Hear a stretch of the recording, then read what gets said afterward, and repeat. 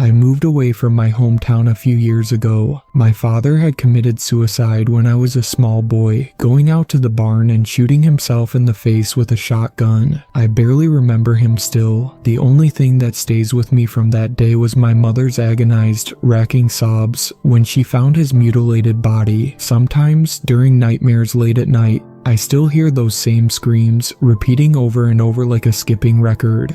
My little brother, Charlie, was born with Down syndrome.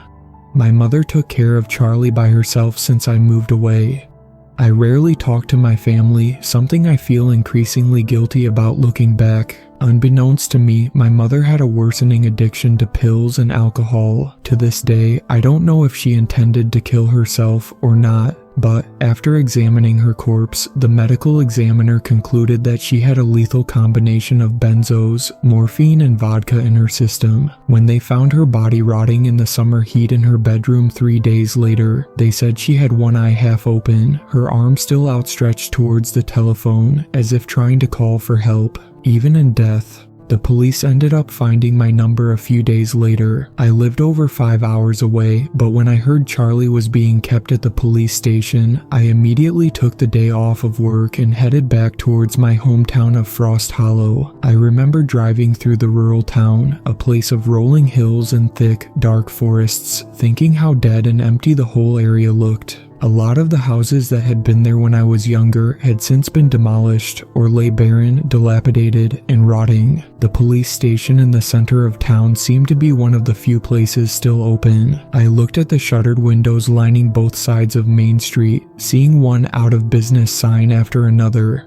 On the bright side, however, there were plenty of parking spots along the cracked, empty streets. I got out of the car, seeing a feral, mange-covered dog ripping through bags of garbage in a nearby alleyway. The sickly sweet smell of decaying trash filled the air, thick and cloying. I entered the glass doors of the police station, finding an old crone pecking at a keyboard behind the front desk. She looked like a twisted dwarf, her eyes magnified to giant orbs behind her glasses. She looked up at me with a pale, bloodless face. "Yes," she said in an annoyed voice.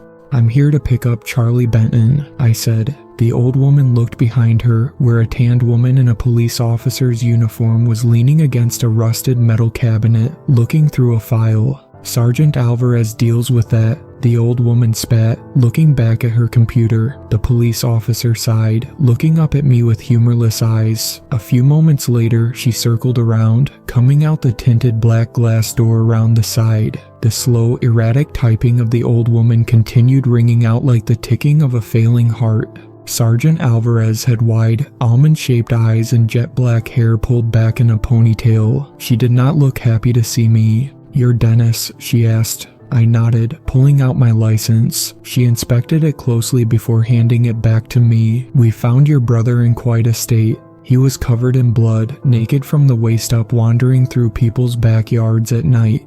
When the police found him, at first he was unresponsive, as if he were sleepwalking or something. His eyes were open, but he was not talking and appeared to be looking at things only he could see. After about 30 seconds of this, they said he appeared to wake up, though he still wasn't giving coherent answers at first. He just kept saying, she was walking.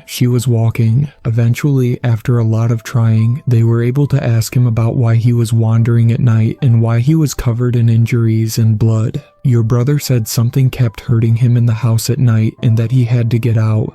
He had marks on his body, Sergeant Alvarez said, her eyes suspicious. Intelligence gleamed behind them. The strangest thing, it looked like someone had burned hand marks into his back and shoulders. I found this information disturbing on some instinctive, primal level, but I didn't know why. Who could have done that? I asked, confused. She shrugged.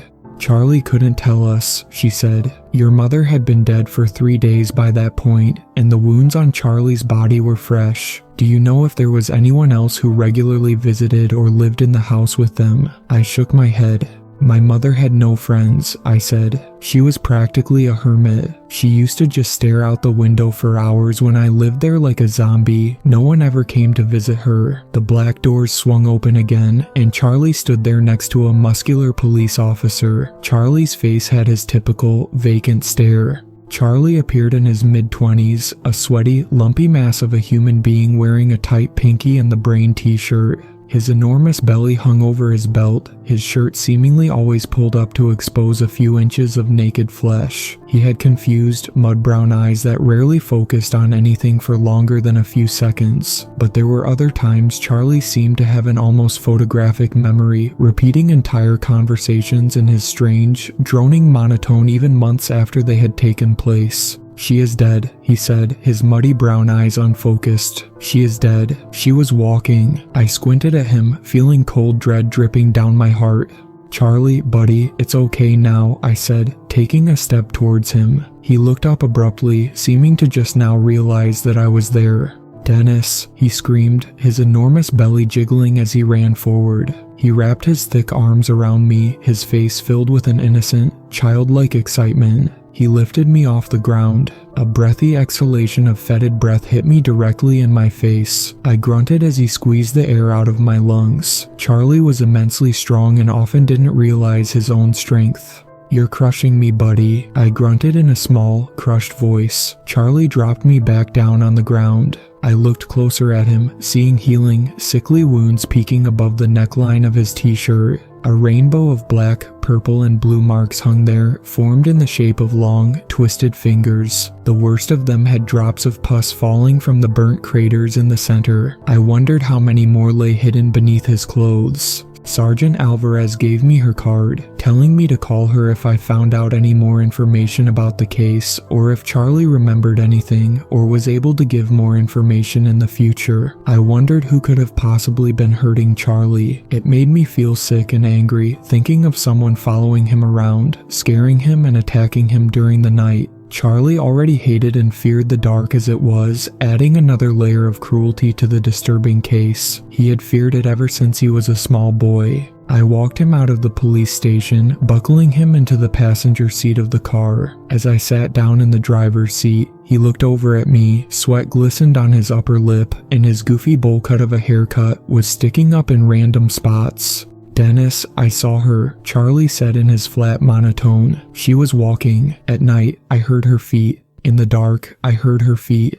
"Who was, buddy?" I asked. "Who did that to you? Did someone hurt you during the nighttime?" He nodded. A single tear fell from his squinty eyes, dripping down his round face. "It wasn't Mom." He shook his head in response. His lips started quivering. He leaned close to me, whispering in a hoarse, terror-stricken voice. "The boneface woman," he hissed, breaking down in tears. I had contacted a team to remove the soiled items in the master bedroom after receiving a call from the police. The team told me it would be a fairly easy job and that I would be able to stay in the house later that night. With no other living family except Charlie, I would undoubtedly inherit it anyway, though I had absolutely no intention of keeping it. I wanted to sell it as soon as possible, but I would have to go through everything and decide what, if anything, I wanted to keep. All of Charlie's stuff was also still in the house, which I knew we would need to go through and package regardless. It was a Friday, and I had the weekend off work. My plan was to finish moving everything out of my mother's house that weekend. Charlie and I pulled into the sprawling property that night, turning onto the flat, dirt driveway towards the old colonial. Sharp stones crunched rhythmically under the tires. I took in the sight, the large windows, and wraparound porch of the dark purple house. I saw my childhood neighbor, Sloan Herbick, standing outside on his front lawn. Behind him loomed his Victorian house, a blood-red building of sharp turrets and dark, dusty windows.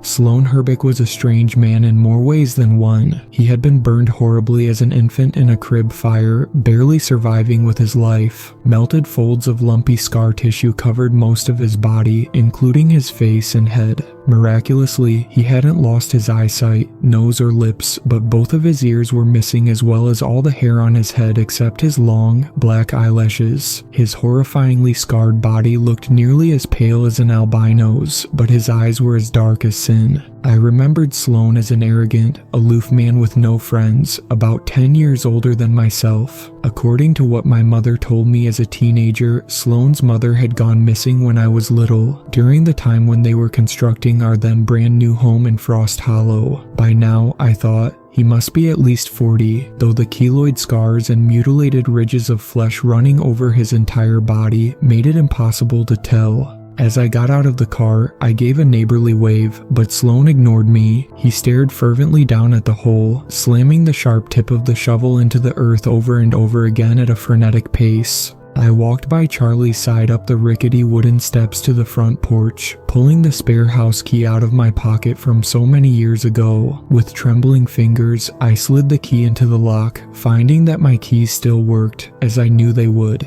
The door opened onto a dark, sinister hallway. A nauseating odor emanated from the house, blowing out the front door like the rancid breath of some primordial monster. It was the smell of rotting bodies, clotted blood, and infection. It left a slightly sweet aftertaste. Gagging, I flipped on the light switch. I took a step forward, but Charlie didn't follow. He stared up at me with an unusual intensity, taking his huge, round arms and crossing them over his chest. The front of his dirt-caked sneakers came up the perimeter of the threshold, but he refused to go any further. He just shook his greasy, sweat-covered face. "Come on, buddy," I said encouragingly, giving him a wide smile. "What's wrong?" He pointed behind me, down the hallway. I instantly looked over my shoulder, my heart leaping up like a jackrabbit. Having watched far too many horror movies, I expected to see some blood-streaked hag standing there with a face like a skull and an ear-to-ear grin, but the hallway lay empty.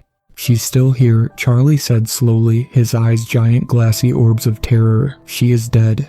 "Mom's not here, buddy," I answered, ambling back toward him and taking one of his enormous hands in mine. I could feel the width of it, the smooth flatness of his palms except for one thick ridge. "Mom's at the funeral home. We're going to see her Sunday, remember?" Charlie shook his head again, his hair flying everywhere.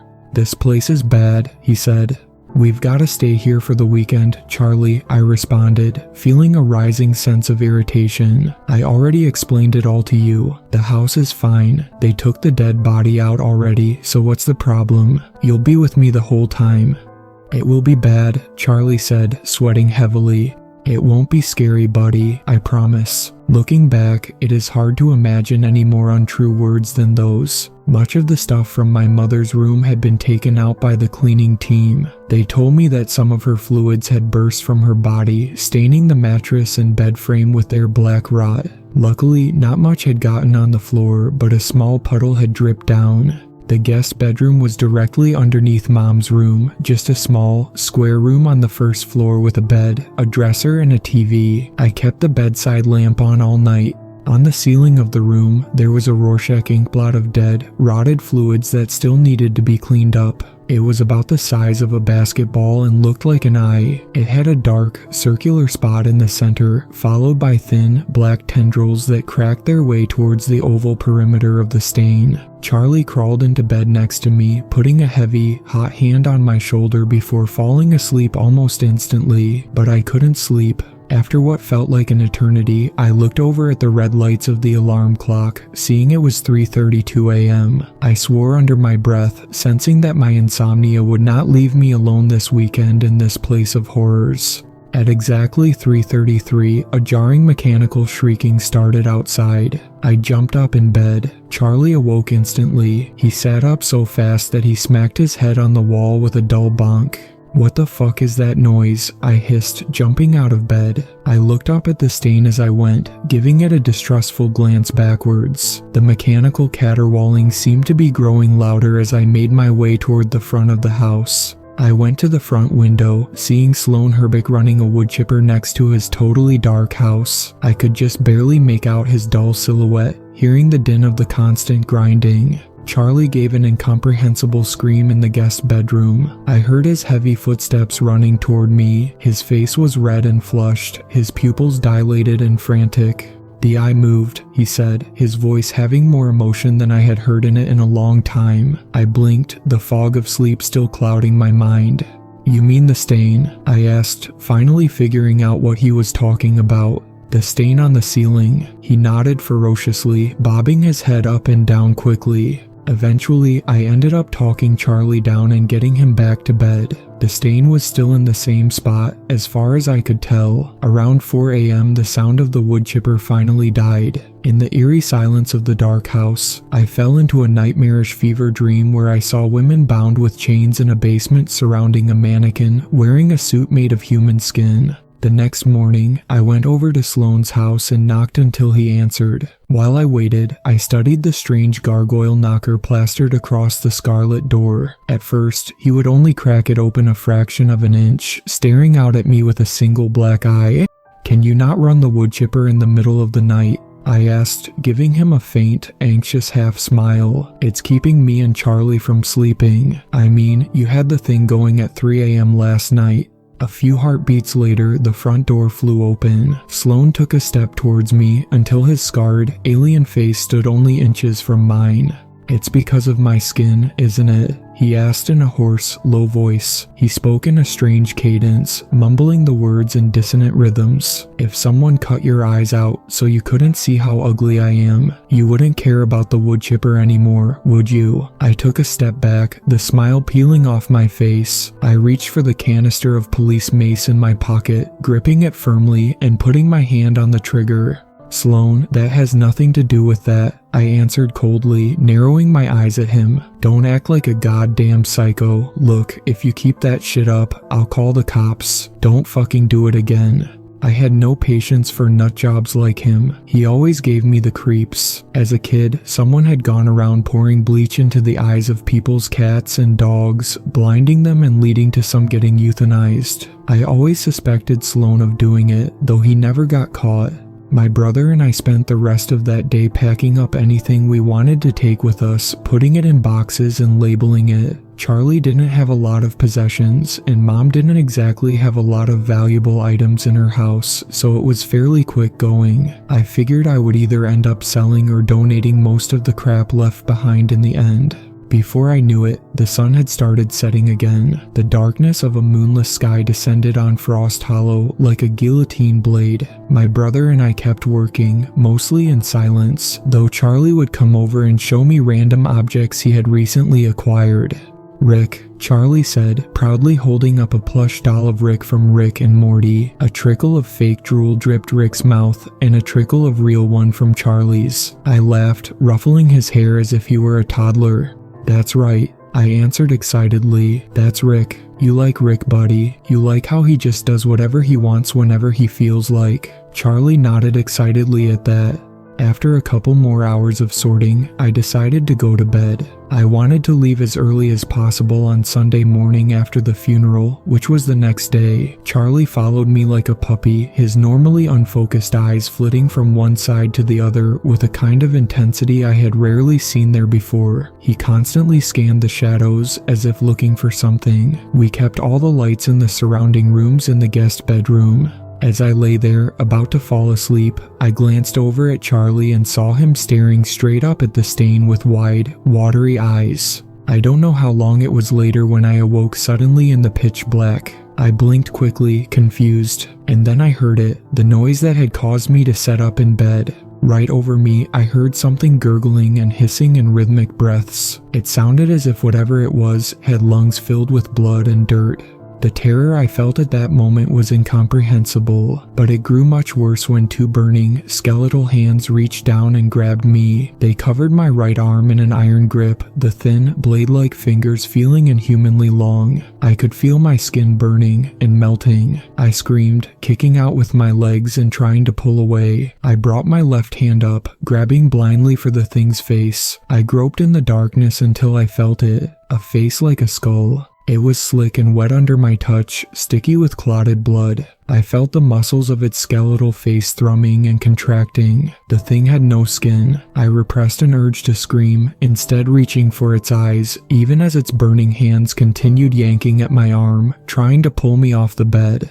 I felt a nose that was just a ragged hole of destroyed flesh, felt the fetid breath passing softly through those mutilated patches. I reached up into its eyes, but there were no eyes there, just two empty sockets. I reached inside and felt the skittering of insect larvae under my fingers. At the back of the empty socket, my fingers groped thin strands like fleshy wires that had been severed. With all of my strength, I stuck my finger deep down into that warm, twisting socket, stabbing my fingernails into the optic nerves and vessels at the back and ripping.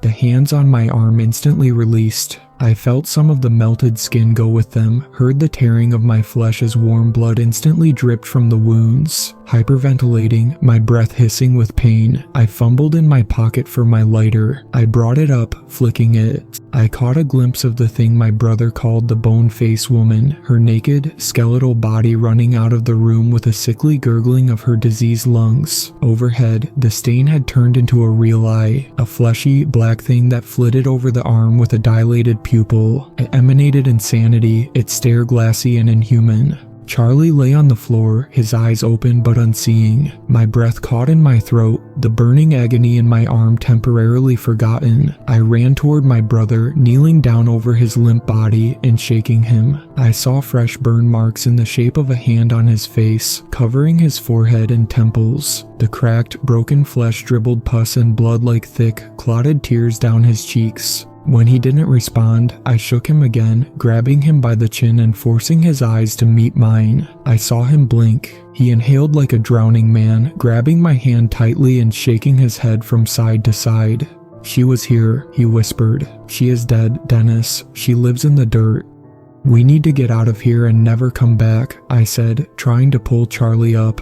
He was far too heavy. "Can you get up, buddy? Come on, we'll leave now." With great difficulty, Charlie pulled himself up. His eyes started watering as the weeping burn marks continuously dripped a rainbow of clotted fluids. I took out my phone, trying to call for help, but nothing was working in the house anymore. The electricity had gone off, which was why the lights had all gone out, but that wouldn't explain why my fully charged cell phone had gone black as well. Charlie and I stumbled outside. I put him in the passenger seat of the car, deciding to get the hell out of there and never come back. But when I tried to turn the starter, the car didn't make a sound. The engine didn't even make an attempt to turn over.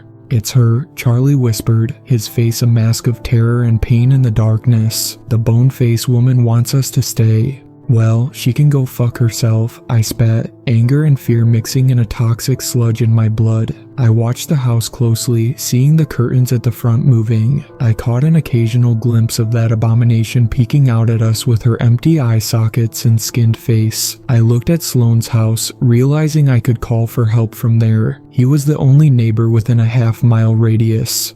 "Charlie, the car's not working and I need to call for help. I'm going to go across the street and use Sloane's phone to call the cops. I want you to lock yourself in the car. Don't open the door for anyone except me or the cops. You got that?" I asked, keeping a constant watch on the house, expecting the bone-face woman to slink out after us at any moment.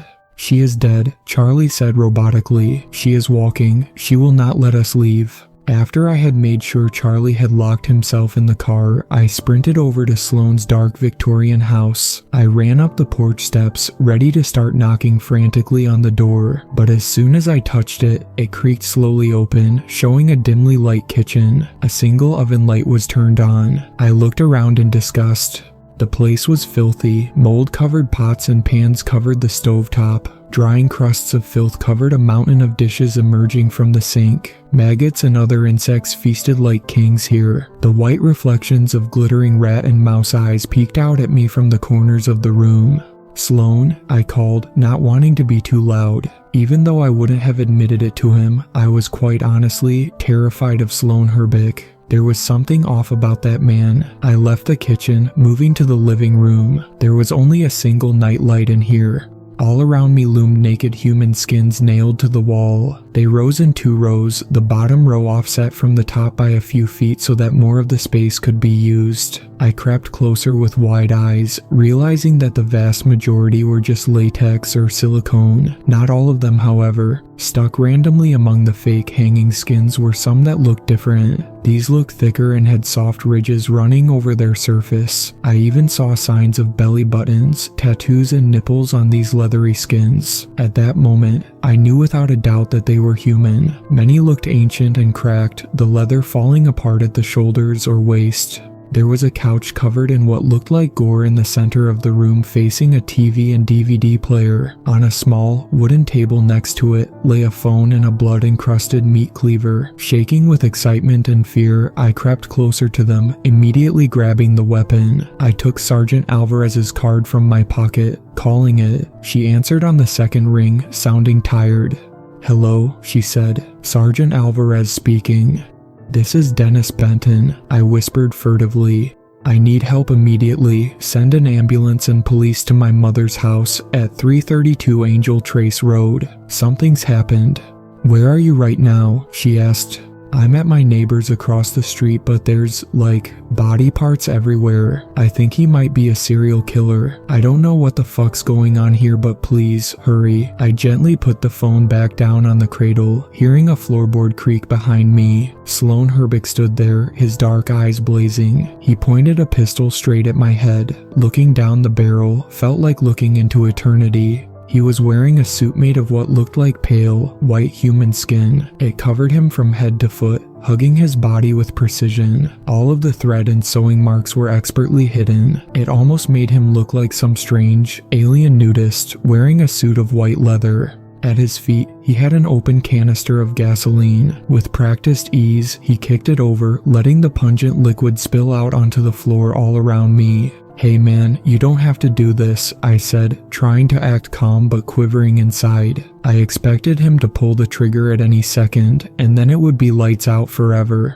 "I've already started," he said, grinning and pointing out the window. I saw my house burning across the street. I felt the blood drain from my face as I thought about Charlie sitting there in the car with his childlike innocence. I hoped he would know to get out in time. "Why are you doing this?" I asked, horrified. "I never did anything to you." "Everyone who looked at me did something to me," he spat. "They hated me because I'm ugly and burned. But now I have a new skin, so people can't hate me anymore. I made it myself, and this face." He pointed at the dried human skin wrapping around his head. "This is my mother's. She was one of my first, but she never truly left, you see. She told me, 'Take it. This is my body given to you. Take my skin, take my face and my hair, and from it, make yourself a new body. Make yourself a thing of beauty, as soft and pale as winter moonlight.' After I killed her, I buried her under the dirt in your house, back when it was being built. I knew they would pour the foundation the next day. All those tons of concrete covered her, took her away, and then no one ever knew what happened." He shrugged. "It had to be done to make me whole again. No mother could see her own son become a twisted, ugly thing after all." The rest of the skin mostly came from prostitutes. I find female skin is much softer, more malleable, and easier to work with. They also take better care of their skin than men. He laughed softly at this. "Okay, so you've already finished your suit," I said, sweating heavily. "So let me go. I have nothing to do with this." He smiled an insane rictus grin behind his leathery mask. "I only need one more piece, and that is the soles of the feet," he answered in his cold, psychopathic way. "I'll get those from you. Goodbye, Dennis. It was nice seeing you again." At that moment, Charlie stumbled in the room, his movements loud and ungraceful. Sloan turned, surprised. A heartbeat later, Charlie slammed his heavy body against Sloan's back, sending him flying. The pistol went off, the bullet missing me by inches. I heard it whiz over the top of my head and smash into the ceiling above me. Cold dread worked its way down my spine as I realized I had just missed death by inches. Sloan landed on his stomach at Charlie's feet. Screaming, Sloan put his left hand up, revealing a Zippo lighter there. He flicked it, throwing it at the pile of gasoline. I backpedaled quickly, trying to go around the blazing ball of fire and get to Sloan. "Get the gun," I screamed at Charlie. Charlie looked down at Sloan with slow comprehension dawning in his face. He took one massive sneaker and stomped down on Sloan's right hand with the pistol in it. I heard the bone crack like twigs snapping. Sloan shrieked, trying to pull away, but Charlie continued leaning down on his arm, preventing him from moving it.